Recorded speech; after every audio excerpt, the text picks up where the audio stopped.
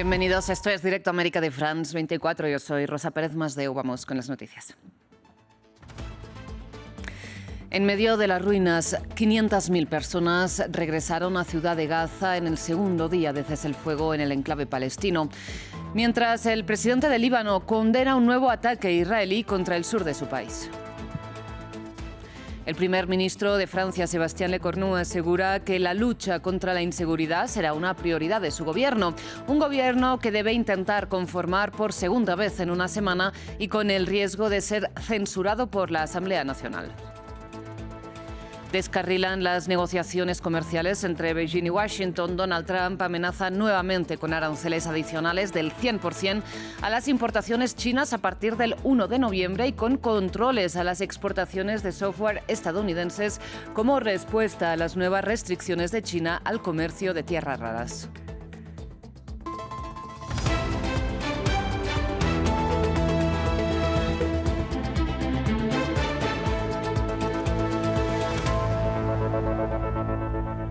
Iniciamos en la Franja de Gaza porque en el segundo día ya de cese el fuego, 500.000 personas regresaron a Ciudad de Gaza, según la Defensa Civil Palestina.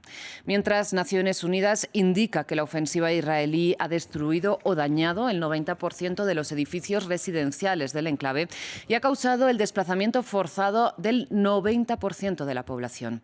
Este sábado, como ven, se repiten las escenas de enero, cuando entró en vigor la tregua que Israel violó luego el 18 de marzo. Mientras las tropas israelíes empiezan su repliegue, pero mantienen el control del 50% del territorio ocupado. Y en Israel, los familiares de los rehenes esperan la liberación de los secuestrados por Hamás las próximas horas. Entre los escombros, gazatíes regresan a lo que queda de sus hogares. En medio del alto al fuego entre Israel y Hamás, miles de personas vuelven a la ciudad de Gaza. Nos dirigimos hacia lo desconocido, realmente lo desconocido. Ni siquiera sabemos a dónde vamos. Incluso en los campamentos no encontramos un lugar donde montar una tienda, si es que existe alguno. No sé qué decir. Las imágenes hablan más que cualquier palabra. Destrucción, destrucción y más destrucción. Israel ordenó a sus tropas cesar el fuego contra el enclave palestino, en medio del acuerdo de tregua firmado por las partes en conflicto, aunque el ejército israelí se ha replegado, aún controla cerca del 50% del enclave. Vivíamos aquí. La primera planta fue atacada y destruida, y la segunda también. Ahora solo es un montón de escombros. Lo que más deseamos es que cese el baño de sangre. Eso realmente nos alegra. Mi hijo fue martirizado, que Dios tenga piedad de él. Pero estamos felices de que al menos haya cesado el baño de sangre. Mientras, en Israel, familiares de los rehenes esperan ansiosos el regreso de sus seres queridos, secuestrados hace más de 2 años. Siento que el pueblo de Israel estuvo conmigo, me acogió y me quiso durante 2 años, más de 2 años. Todas las organizaciones que estaban aquí nos apoyaron de verdad. No hay nada como el espíritu optimista de una nación como esta, sin invitación, sin nada. De hecho, ahora estoy emocionado, porque siento que todos los que están aquí simplemente no podían hacer otra cosa que estar aquí.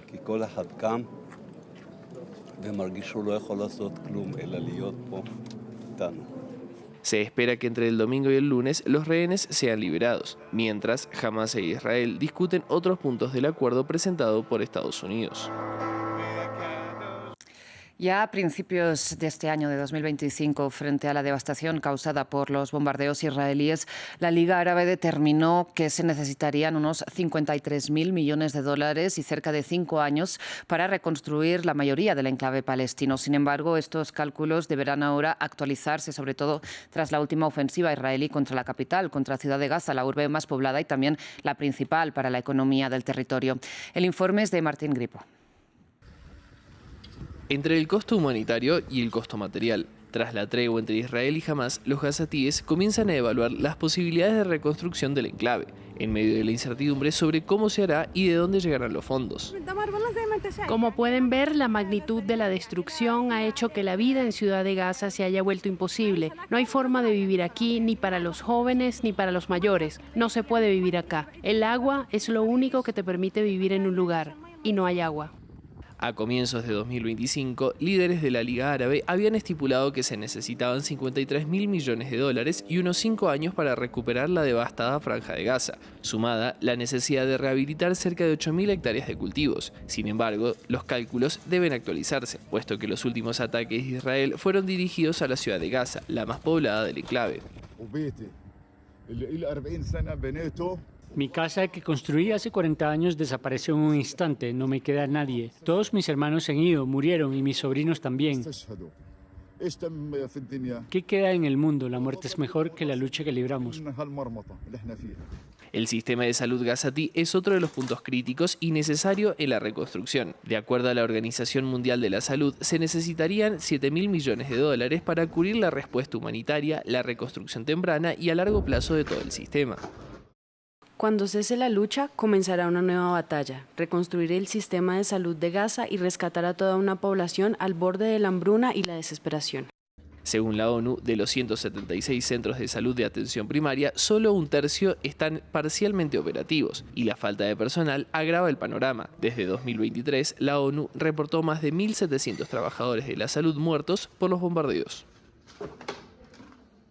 En paralelo, en este segundo día de tregua en la Franja de Gaza, el ejército israelí mató al menos a una persona e hirió a otras 7 con un ataque aéreo contra el sur del Líbano. Según cita la agencia Associated Press, las fuerzas israelíes aseguran que se trató de una operación contra instalaciones de fabricación de maquinaria pesada que sería utilizada para reconstruir infraestructura de Hezbollah, con quien firmaron, recordemos, una tregua en noviembre pasado, una tregua repetidamente violada, según Naciones Unidas. Sin embargo, el presidente libanés Joseph Aoun denunció una nueva agresión israelí sin justificación ni pretexto. En otras noticias, en Francia, el primer ministro, Sébastien Lecornu, declaró que su eventual próximo gobierno debe ser libre de los intereses partidistas. Eso a pesar de que el macronismo, recordemos, no cuenta con mayoría en la Asamblea Nacional y de que necesita, por lo tanto, tejer alianzas con otros partidos para no ser derrocado el gobierno como sus antecesores. Este gobierno debe ser libre, es decir, debe tener sensibilidades partidistas, pero no estar preso de los partidos. Este gobierno debe ser libre incluso con respeto a las próximas elecciones presidenciales. También es necesario que ahora sea un gobierno que no esté completamente preso de ciertos intereses partidistas. Como saben, cuando dimití el lunes dije que ya no se cumplían las condiciones. No se puede ser primer ministro cuando no se cumplen las condiciones. Eso no ha cambiado. Es decir, lo digo con toda seriedad. Fui renombrado primer ministro, pero las condiciones deben seguir cumpliéndose. Un poco de contexto. Recordemos que Lecornu ya presentó su renuncia el lunes pasado, solo 14 horas después de anunciar los nombres de su gabinete y antes siquiera de empezar a gobernar. Y que fue, como él mismo decía, designado de nuevo este viernes por el presidente francés, por Emmanuel Macron, para volver a intentar liderar la tarea en la que ya fracasó. Antes hablamos con Eleonor Carúa, ella es diputada de la coalición oficialista Ensemble pour la République, y le preguntamos qué ha cambiado en una semana para que la misma fórmula pueda tener un resultado distinto. Aquí tienen un fragmento de esa entrevista. Bueno, es que la situación está diferente. Diferente porque los socialistas, que hasta ahora no tenían una posición clara, han indicado también su deseo no de apoyar a los macronistas, ni de apoyar al gobierno, ni mucho menos, ni siquiera de participar en el gobierno, pero de dotar a nuestro país de un presupuesto y de ser constructivos, lo que no habían sido necesariamente hasta ahora. De hecho, ellos habían censurado a Michel Barnier. ¿Y por qué sería diferente que Lecornu 1, que el psicodrama que hemos vivido en Francia desde hace unos cuantos días? Pues simplemente el primer ministro indicó que no nombraría a ningún ministro con ambiciones para las elecciones presidenciales. Y eso, no sé si se imaginan, pero aquí en Francia es un cambio radical porque hemos visto mucho ego, hemos visto muchas actitudes que de verdad no están a la altura de la situación política que estamos enfrentando, sea cual sea, de hecho, la opinión o la identidad política de las personas que se han expresado.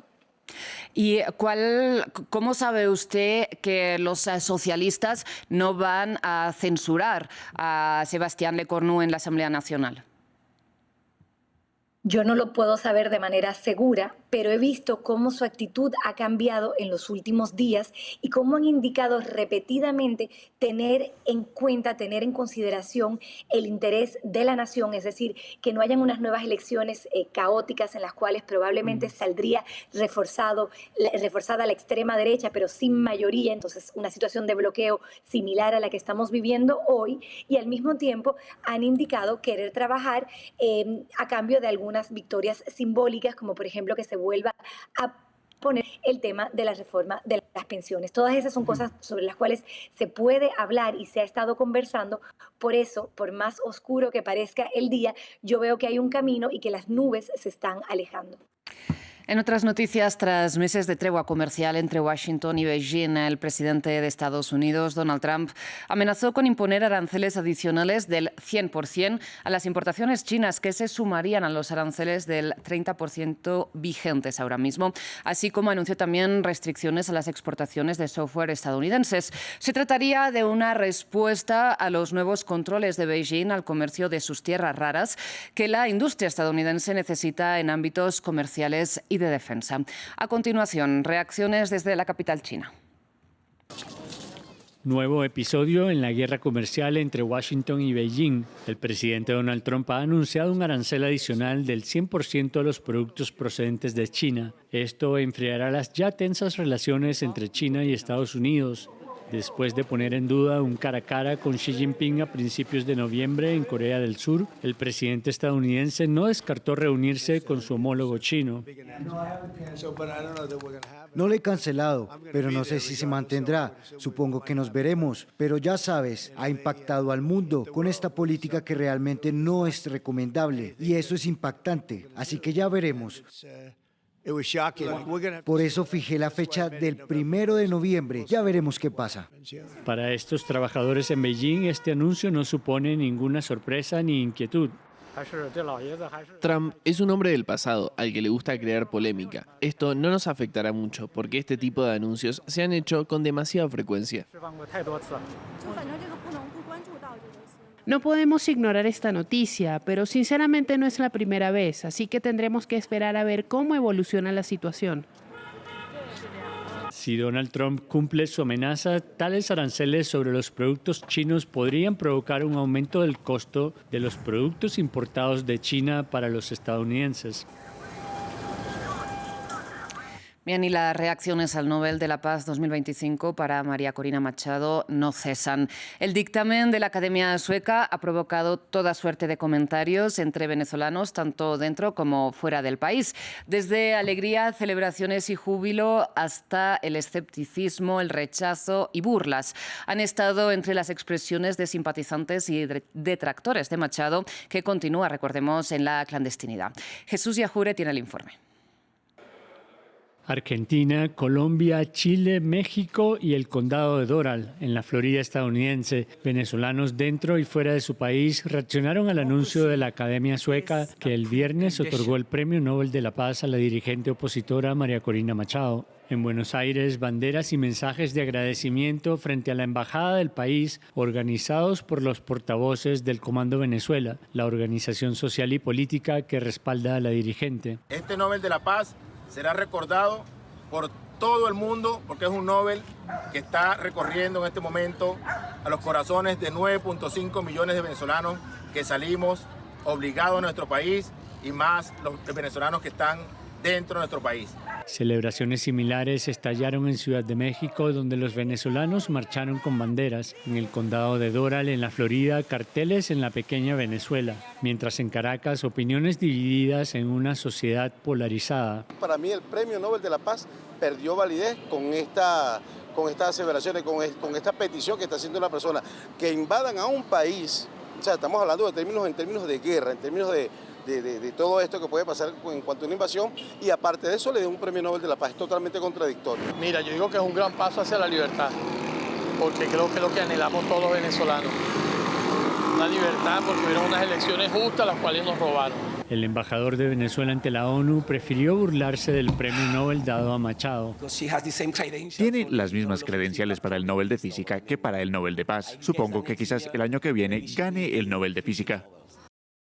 La decisión del comité noruego también indignó a legisladores venezolanos cercanos al chavismo, que acusaron al premio de haber perdido prestigio. Hasta aquí las noticias. Muchas gracias por su atención y feliz sábado.